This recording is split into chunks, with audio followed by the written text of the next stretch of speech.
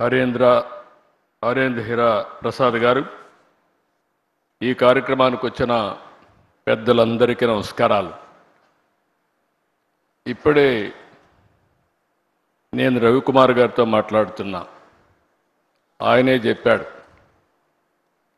ఆయన తల్లి మదర్ వచ్చి Srikakulam, grand mother Srikakulam, mother grand mother ఇక్కడే ఉంటారు, బ్రదర్ కూడా ఇక్కడే పనిచేస్తున్నాడు. ఇప్పుడు రాబోయే రోజుల్లో ఈ కంపెనీ హిస్టరీ కూడా చూస్తే చాలా ఫాస్ట్ గ్రోయింగ్ కంపెనీ. ఈరోజు మనం చూసి 94లో ఈ కంపెనీ ఇన్హౌస్ టెక్నాలజీ, ఆ రోజు ది డన్ బ్రాడ్ స్ట్రీట్ కార్పొరేషన్కి ఇన్హౌస్ కంపెనీ. అక్కడి నుంచి 98లో దీన్ని సెపరేట్ చేసి 96లో సెపరేట్ చేసి 98లో ఫస్ట్ టైం పబ్లిక్ ఇష్యూకి వెళ్ళారు. ఎంత ఫాస్ట్గా గ్రో అయ్యారంటే ఈరోజు ప్రపంచం అంతా వెళ్ళారు. ఇండియాలో అయితే 5 సెంటర్లు, చెన్నై, హైదరాబాద్, పూణే, బెంగళూరు, ఇప్పుడు కలకత్తా. ఇప్పుడే వాళ్ళు చెప్పారు, హైదరాబాద్లో ఆ రోజు నేను వేసిన ఎకో సిస్టంతో ఈరోజు 75,000 మంది హైదరాబాద్లో పనిచేస్తున్నారంటే అది వాళ్ళ యొక్క ఫాస్ట్ మూవింగ్ అప్రోచ్. ఈరోజు $34 బిలియన్ మార్కెట్ క్యాప్ ఉంది. వీళ్ళు అన్ని రంగాల్లో కూడా ఫ్యూచరిస్టిక్ రంగాల్లో health sciences, financial services, products and resources, communication, media and technology అన్నిట్లో ఉన్నారు. ఈరోజు ఇండియాలో చూస్తే 2,41,500 మంది ఇండియా నుంచే పనిచేస్తారు. అంటే వీళ్ళ మొత్తం ఆర్గనైజేషన్లో 80% దగ్గర ఇండియన్స్ పనిచేస్తున్నారంటే కడాన చీఫ్ కూడా ఇండియన్. అంటే that is the power of Indians అని చెప్పి కూడా నేను మీకు తెలియజేస్తున్నా. ఇండియాలో మీరు చూస్తే ఇక్కడికి వచ్చినప్పుడు బిగ్గెస్ట్ కంపెనీస్ ఎక్సెంచర్ 3,50,000, టీసీఎస్ 4,36,000, ఈరోజు కాగ్నిజెంట్ 2,41,500. విశాఖపట్నం ఈ సెంటర్తో నేను ఒకటే రవి గారికి చెప్పా, 5,000 10,000 కాదు, మినిమం 25,000 ప్రారంభం. ఇది 50,000 1,00,000 పోవాల్సిన అవసరం ఉంది. బిగ్గెస్ట్ సెంటర్ ఇన్ ఇండియా ఇది విశాఖపట్నం.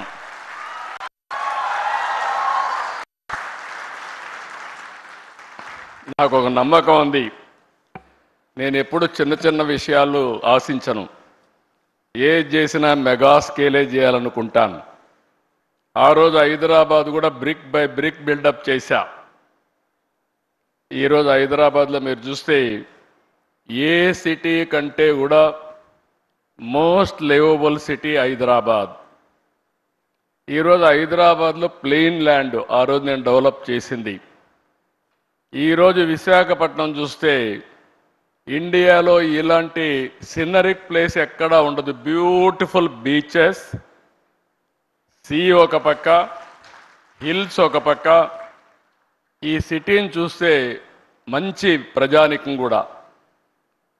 అలాంటి సిటీ ఇండియాలో బాంబే చూస్తున్నాం, బెంగళూరు చూస్తున్నాం, హైదరాబాద్ చూస్తున్నాం, చెన్నై చూస్తున్నాం. కానీ దీనికి ఉండే ఫ్యూచర్స్ ఏ సిటీకి లేవు.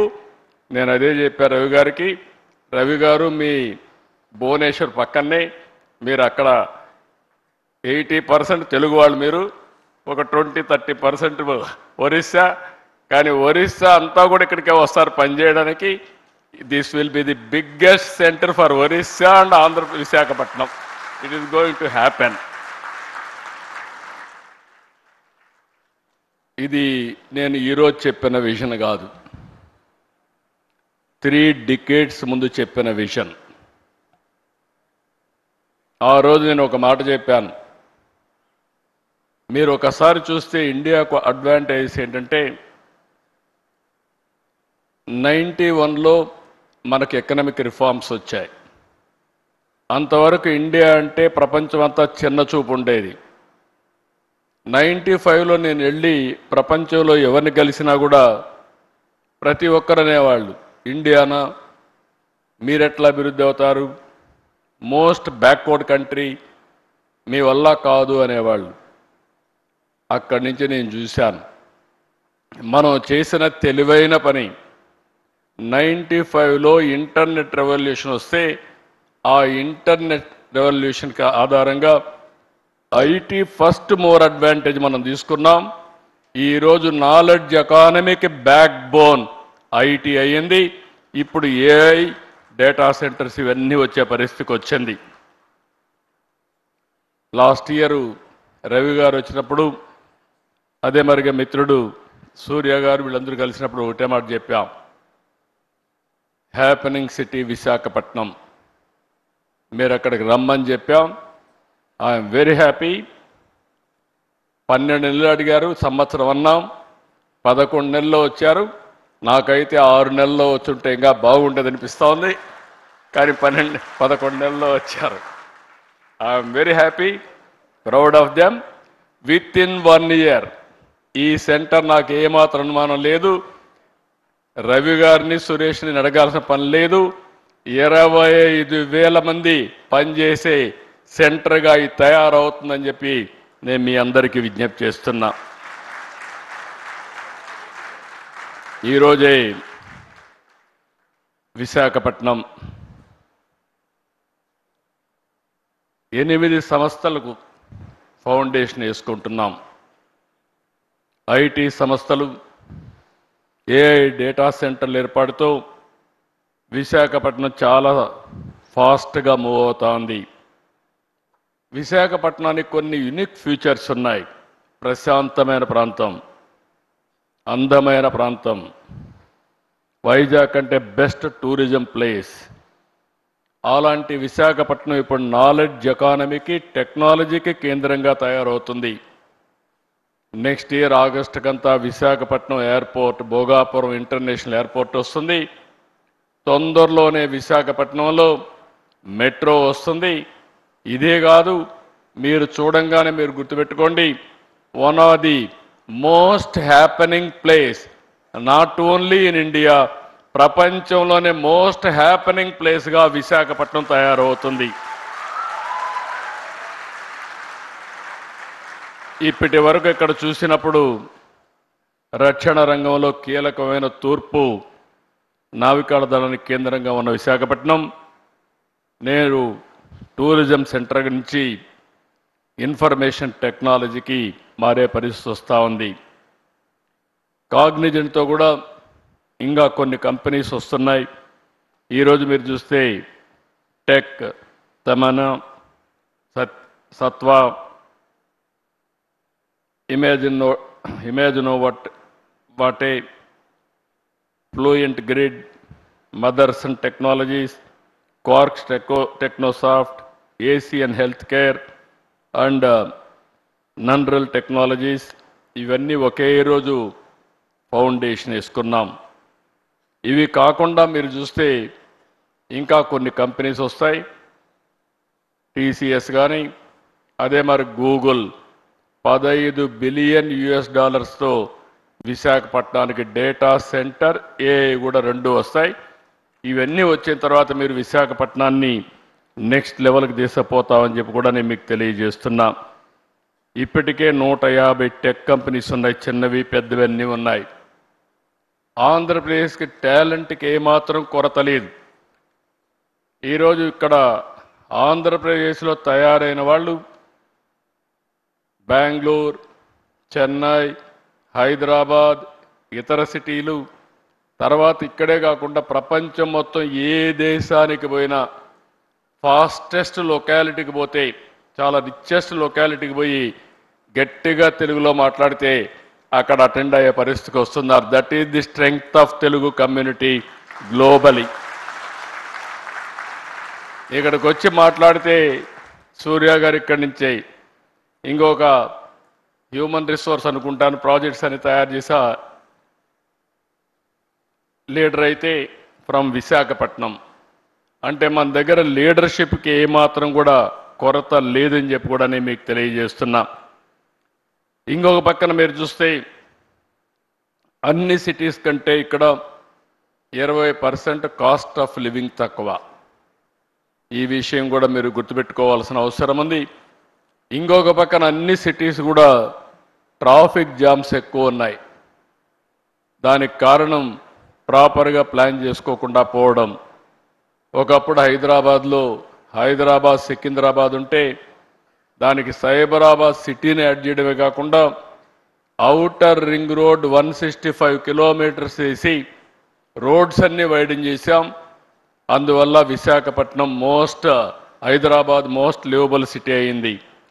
ఈరోజు విశాఖపట్నానికి మీటింగ్ అవుతానే విశాఖపట్నం ఎకనామిక్ రీజియన్ కింద ఈరోజు ఈ సిటీని నాట్ ఓన్లీ హైదరాబాద్తో సమానంగా కాకుండా ప్రపంచంలోనే బెస్ట్ లివింగ్ స్టాండర్డ్స్తో ఒక రోజున నా కాన్సెప్ట్ ఒకటే ఆలోచిస్తున్నా, నెట్ జీరో కాన్సెప్ట్ తీసుకొచ్చి విశాఖపట్నాన్ని ఒక సుందరమైన నగరంగానే కాకుండా కాలుష్యం లేకుండా చేసే బాధ్యత కూడా తీసుకుంటాం. ఇటీవల కాలంలో విశాఖపట్నం సేఫెస్ట్ ప్లేస్, ఉమెన్కి సేఫ్టీ ప్లేస్, అది గవర్నమెంట్ ఆఫ్ ఇండియా కూడా రికగ్నైజ్ చేసి సేఫెస్ట్ సిటీ ఫర్ ఉమెన్ ఏదంటే దానికి చిరునామాగా విశాఖపట్నం తయారు చేసే పరిస్థితికి వచ్చింది. ఈరోజు నీతి ఆయోగ్ దేశంలో 4-5 సిటీలు తీసుకుని ఓవరాల్ డెవలప్మెంట్ చేసే ప్రాజెక్టులో విశాఖపట్నం కూడా ఒకటి ఉంది. దీన్ని ఇప్పుడు ముంబై కానీ విశాఖపట్నం కానీ ఇవన్నీ పెట్టుకొని డెవలప్ చేస్తున్నారు. 2032కే ఈ ప్రాంతంలో దగ్గర 125 నుంచి 135 బిలియన్ US$ ఆదాయాన్ని వచ్చేట్టుగా ఎకనామిక్ రీజియన్ని అభివృద్ధి చేస్తామని చెప్పి కూడా నేను మీకు తెలియజేస్తున్నా. ఈరోజు ఇంకొక పక్కన మీరు చూస్తే ఇక్కడ డేటా సెంటర్ రావడానికి ప్రధానమైనటువంటి కారణం ఆంధ్రప్రదేశ్లో గ్రీన్ ఎనర్జీ. ఈరోజు రవి గారికి కూడా చెప్తున్నా, మీకు లోకేష్ గారు ఒక మాట అన్నారు, మినిస్టర్ గారు. ఆ రోజు ఆయన వచ్చి 99 పైసలకే ల్యాండ్ ఇస్తే ఎకరా గేమ్ చేంజర్ అవుతుందన్నాడు. నేను అన్నాను వీలవుతుందా అన్నాను. అంటే ప్రమోట్ చేస్తే అవుతుంది, నేను దీంతో వీలవుతుందంటే ఫాస్టెస్ట్ వస్తుంది. దానికి ఎగ్జాంపుల్ నరేంద్ర మోడీ గారు కారు విషయంలో వచ్చినప్పుడు ఆయన 99 పైసలకే ల్యాండ్ టాటాకి ఇచ్చాడు. ఇండస్ట్రియలైజేషన్ ఒక రెవల్యూషనరీగా వచ్చిందని ఎగ్జాంపుల్ చెప్పినప్పుడు ముందుకెళ్ళమని చెప్పాను. ఈరోజు అది చేసిన తర్వాత మీరు ఒక్కసారి చూస్తే ఇన్ని కంపెనీలు ఒక్క సంవత్సరం రాగలిగాయంటే ఇది గేమ్ చేంజర్గా తయారైంది. కొన్ని వేల మందికి ఉద్యోగాలు వచ్చే పరిస్థితికి వచ్చాయి. ఇటీవల విశాఖపట్నంలో ఇన్వెస్ట్మెంట్ సబ్మిట్ పెట్టాం. 613 MOUలు చేశాం. ఎప్పుడు కూడా చరిత్రలో అనంత పెట్టుబడులు వచ్చాయి. 13,50,000 కోట్ల రూపాయలు పెట్టుబడులు వచ్చాయి. 1.5 ఇయర్లో 8,50,000 కోట్ల రూపాయలు క్లియర్ చేశాం, గ్రౌండ్ అయినాయి. మొత్తం కలిసి 20 లక్షల కోట్ల రూపాయలు పెట్టుబడులు వచ్చాయి. ఇవన్నీ పూర్తయితే 23 లక్షల మందికి ఉద్యోగాలు వస్తాయి. ఇక్కడ మీరు ఒకసారి చూస్తే మీరుండే యంగ్స్టర్స్ ఉన్నారు, రవి గారు ఉన్నారు. నేను ఆయన ఒకటే అడిగా, you will be our ambassador for Visakhapatnam to get investment. ఎందుకంటే seeing is belief. He has seen our speed. అదే సమయంలో మీరు చూస్తే ఫ్యూచర్ నాలెడ్జ్ ఎకానమీకి విశాఖపట్నం ఆంధ్రప్రదేశ్ చిరునామాగా తయారవుతుంది. ఇంకొక పక్కన అమెరికాకు సిలికాన్ వ్యాలీ ఉంది. ఇండియాకి క్వాంటమ్ వ్యాలీ స్టార్ట్ చేశాం. ఆ క్వాంటమ్ వ్యాలీకి చిరునామా ఆంధ్రప్రదేశ్. చాలామంది ఓన్లీ 6-7 దేశాల్లోనే క్వాంటమ్ కంప్యూటర్స్ ఉన్నాయి. గవర్నమెంట్ ఆఫ్ ఇండియా 2023లో క్వాంటమ్ మెషిన్ పెడితే ఫస్ట్ కంప్యూటర్ వితిన్ 6 months రావడమే కాకుండా అమరావతి నుంచి ఆపరేషన్ స్టార్ట్ అవుతుంది. కాబట్టి అమెరికాలో ఇంకొక విషయం కూడా మీరు చూస్తే, ఒకప్పుడు ఇండియా నుంచి అమెరికాకి వెళ్ళి సిలికాన్ వ్యాలీకి వెళ్ళి అప్పట్లో పబ్లిక్ ఇష్యూ పోవాలంటేనే గ్లోబలీ అక్కడికి పోయి చేసేవాళ్ళు, ఎందుకంటే అలాంటి best environment. Now Cognizant wanted to come to India for public issue కోసం, ఇక్కడికి వచ్చే పరిస్థితి కోసం కంపెనీనే ఇక్కడికి ట్రాన్స్ఫర్ చేసే పరిస్థితికి వస్తున్నారు. ఇంతవరకు మనం ఊహించలేదు. అలాంటివి ఇప్పుడు ప్రపంచం మొత్తం కంపెనీలు వచ్చి ఇండియాలో లాంచ్ చేసే పరిస్థితికి వస్తారు. దానికి కావాల్సిన రూల్స్ కూడా రాసుకునే పరిస్థితి వస్తుంది. నేను అందుకే అడిగా రవి గారిని, రవి గారు బ్లైండ్గా వచ్చి మీరు కూడా విశాఖపట్నంలో ఉండి ప్రపంచంలో మీ కంపెనీ హెడ్ క్వార్టర్ ఇక్కడికి మార్చి మీరు మొత్తం ఆపరేషన్స్ ఇక్కడి నుంచి స్టార్ట్ చేయమని చెప్పి నేను ఇప్పుడే రిక్వెస్ట్ చేశా. It is possible. ఇప్పుడు నేను చెప్పకపోయినా ఆయన ఇప్పుడు డెసిషన్ తీసుకోలేడు. వన్ డే ఇక్కడికి వస్తూ పోతూ ఉంటే ఆయనే వచ్చి ఇక్కడ సెటిల్ అయ్యే పరిస్థితి వస్తుంది. దానికి అనుమానం లేదని చెప్పి కూడా నేను మీకు తెలియజేస్తున్నా. అంటే ప్రపంచం యొక్క యాటిట్యూడ్ మారింది. ఎందుకు ఈ విషయం చెప్తున్నానంటే, ఈరోజు గూగుల్ తీసుకున్నా, కాగ్నిజెంట్ తీసుకున్నా, మైక్రోసాఫ్ట్ తీసుకున్నా ఎవరు హెడ్ చేస్తున్నారంటే ఇండియన్సే హెడ్ చేసే పరిస్థితికి వచ్చారు. నాలెడ్జ్ ఎకానమీ అంటే ఇండియన్స్ తప్ప వేరే వాళ్ళు కాదని చెప్పి కూడా నేను మీకు తెలియజేస్తున్నా. ఈరోజు విశాఖపట్నం ఏఐ హబ్గా తయారవుతుంది, డేటా సెంటర్ హబ్గా తయారవుతుంది. ఇంకొక పక్కన you name anything, future technologies, satellite, చిరునామా ఆంధ్రప్రదేశ్. ఎందుకంటే మనకు శ్రీహరికోటలో లాంచింగ్ ప్యాడ్ ఉంది, పక్కనే సెటిలైట్ సిటీ పెట్టి ఏ సెటిలైట్ కావాలన్నా లాంచ్ చేసే పరిస్థితి ఆంధ్రప్రదేశ్ తీసుకొస్తున్నాం. సెటిలైట్ సిటీ తీసుకొస్తున్నాం. ఓర్వకల్లో డ్రోన్ సిటీ తీసుకొస్తున్నాం. ఈరోజు యుద్ధాలు చేయాలన్న భవిష్యత్తులో మనం మనుషులతో చేయడం లేదు, ఆ రోజులు అయిపోయినాయి. అన్ని డ్రోన్స్, రోబోటిక్స్ వచ్చేసే పరిస్థితి వచ్చింది. దానికి చిరునామాగా ఓర్వకల్ని చేశాం. ఇంకొక పక్కన aerospace city, lot of demand. అందుకనే బెంగళూరు పక్కనే అనంతపూర్లో ఏరోస్పేస్ సిటీకి పోతున్నాం. ఎలక్ట్రానిక్స్ సిటీ, మనకు కావాల్సినవన్నీ కూడా మనం తయారు చేసుకోవాలంటే ఫోన్సే కాదు, సెన్సార్సే కాదు, ఐఓటీస్ కానీ మనం తయారు చేసుకోవడానికి ముందుకు పోతున్నాం. ఇక్కడనే మెడ్టెక్ జోన్, మెడ్టెక్ పార్క్ కూడా పెట్టాం. ఈరోజు ఇండియాకు మొత్తానికే కాకుండా ప్రపంచానికి కూడా మెడికల్ ఎక్విప్మెంట్ కానీ వేరబుల్స్ కానీ తయారు చేసే పరిస్థితికి వచ్చాం. డిఫెన్స్ కూడా ఒక హెడ్ క్వార్టర్గా ఆంధ్రప్రదేశ్ తయారవుతుంది.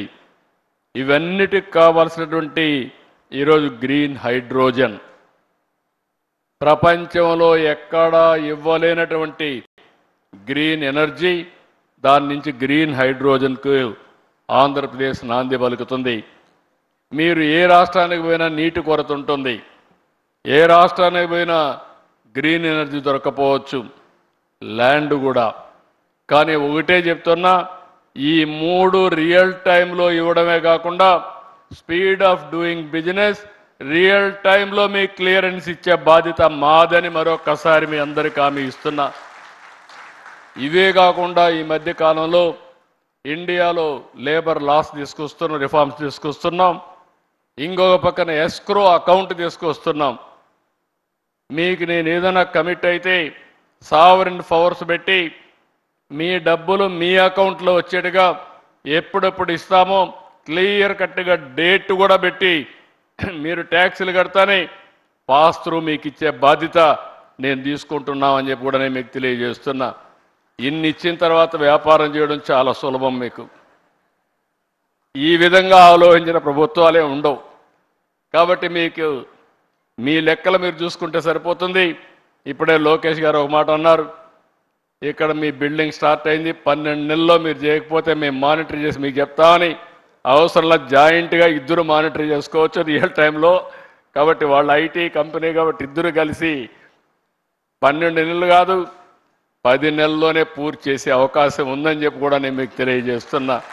ఒకప్పుడు హైటెక్ సిటీ కడితే 18 నెలలంటే ఎల్లంటి వీలు కాదని అప్పట్లోనే 14 నెలల్లో కట్టాం. ఇది not a difficult task, they will do it. Best policy తీసుకొచ్చాం, ట్రాన్స్పరెంట్ అడ్మినిస్ట్రేషన్ ఇస్తున్నాం, RTIH Ratan Tata innovation hub పెట్టాం. ప్రతి ఒక్క ఇంటికి ఒక పారిశ్రామికవేత్తను తయారు చేయాలని ఆలోచన. 25 ఏళ్లకు మునుపు ఒక మాట చెప్పాను, ఇంటికి ఒక ఐటీ చదువుకోవాలని. ఈరోజు నేను ఆ రోజు తీసుకున్న నిర్ణయం మీరు చూస్తే సింపుల్ పబ్లిక్ పాలసీ. ఆ రోజు చెప్పడమే కాకుండా ప్రమోట్ చేశా. ఒక పాలసీ ఈరోజు ప్రపంచంలో ఎక్కడ పోయినా, ఏ దేశానికి పోయినా highest per capita income earners ఎవరంటే దానికి చిరునామాగా తెలుగు వాళ్ళు ఉన్నారంటే అది జరిగింది 25 ఏళ్లకు మునుపు నిర్ణయం అని చెప్పి కూడా నేను మీకు తెలియజేస్తున్నా.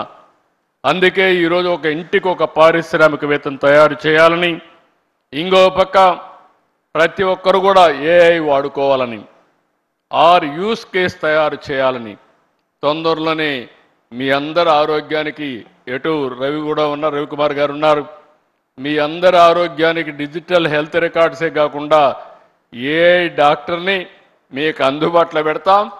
ఏం కావాలన్నా ఏఐ డాక్టర్ని అడిగి దాని ప్రకారం ముందుకు పోయే పరిస్థితి వస్తుంది. టెస్టులు కూడా ఆటోమేటిక్గా చేసుకునే పరిస్థితి వస్తుంది.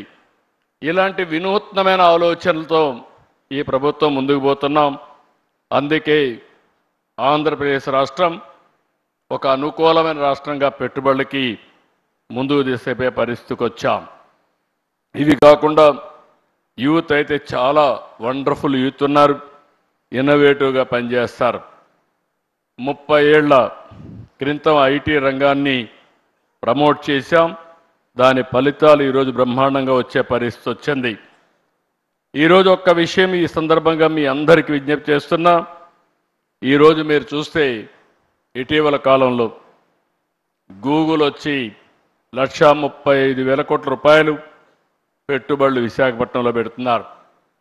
నిన్నే మైక్రోసాఫ్ట్ వచ్చి 1,58,000 కోట్ల రూపాయలు పెట్టుబడులు పెట్టడానికి ముందుకు వచ్చారు. అదే మరి ఇటీవల కాలంలో అమెజాన్ వచ్చి మేము 3,50,000 కోట్లు పెట్టుబడులు పెడతామని వాళ్ళు ముందుకు వచ్చే పరిస్థితికి వచ్చారు. మెటా వచ్చి మేము కూడా 1,000 కోట్ల రూపాయలు పెట్టుబడులు పెడతామని పరిస్థితికి వచ్చారు. అంటే దీన్నంతా ఇండికేషన్ ఏంటంటే ప్రపంచానికి నాలెడ్జ్ని అందించే శక్తి, సేవలు చేసే శక్తి భారతదేశానికి ఉంది. అలాంటి భారతదేశంలో మనం ఉండడం మనందరికీ గర్వకారణం. ఈరోజు 2047 వికసిత్ భారత్. నాకు ఏమాత్రం అనుమానం లేదు, 2047కి ప్రపంచంలో నెంబర్ 1 దేశంగా భారతదేశం ఉంటుంది. నెంబర్ 1 సిటిజన్గా భారతీయులు ఉంటారు. అంటే మీరు గుర్తుపెట్టుకోవాల్సింది మోస్ట్ ఇన్ఫ్లుయెన్షియల్ కమ్యూనిటీగా ఇండియన్స్ ఉంటారు.